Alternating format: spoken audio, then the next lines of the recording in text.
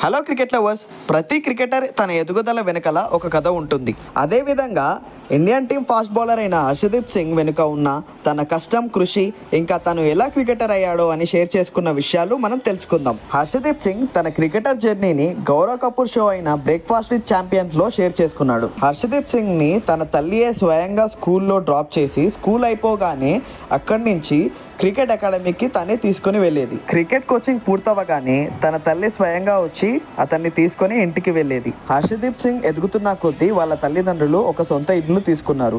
అక్కడ నుంచి తన క్రికెట్ అకాడమీకి 15 కిలోమీటర్లు ఉండడం వల్ల హర్షదీప్ సింగ్ స్వయంగా తనే బస్సులో ఫుడ్ బోర్డింగ్ చేస్తూ మరీ క్రికెట్ కోచింగ్కి వెళ్ళేవాడు. బస్సులో సీటు దొరకకపోయినా ఫుడ్ బోర్డింగ్ చేస్తూ కష్టపడి మరీ క్రికెట్ కోచింగ్కి వెళ్ళే తన కొడుకుని చూసి హర్షదీప్ తండ్రి తనకి ఒక సైకిల్ని కొనిచ్చాడు. హర్షదీప్ సింగ్ తండ్రి ఒక కార్పొరేట్ కంపెనీలో పనిచేసేవాడు. అతను కూడా ఒక క్రికెటర్ అవ్వాలన్న కోరిక ఉండేది. కానీ వయసు పెరుగుతున్న కొద్దీ ఉద్యోగం వల్ల తను ఆ క్రికెటర్ కోరికను చంపుకొని ఉద్యోగం చేస్తూ ఉండేవాడు. కానీ క్రికెట్ మ్యాచ్ను మాత్రం వదలకుండా శని ఆదివారాలు కార్పొరేట్ మ్యాచెస్ ఆడుతూ ఉండేవాడు. ఆ కార్పొరేట్ మ్యాచెస్కి హర్షదీప్ సింగ్ని కూడా తోడుగా తీసుకొని వెళ్ళేవాడు. తన తండ్రి ఏమో రైట్ ఆర్మ్ పేసర్ మరియు హర్షదీప్ ఏమో లెఫ్ట్ ఆర్మ్ పేసర్.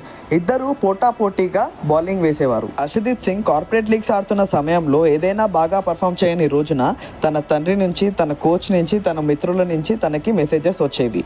అదేవిధంగా తన కోచ్, తన మిత్రులు ఇంటికి వచ్చి మరీ మందలించేవారు. తన తండ్రి, తన కోచ్, తన మిత్రుల సహాయంతో, ప్రోత్సాహంతో హర్షదీప్ సింగ్ పంజాబ్ డొమెస్టిక్ మ్యాచెస్లో బాగా రాణించాడు.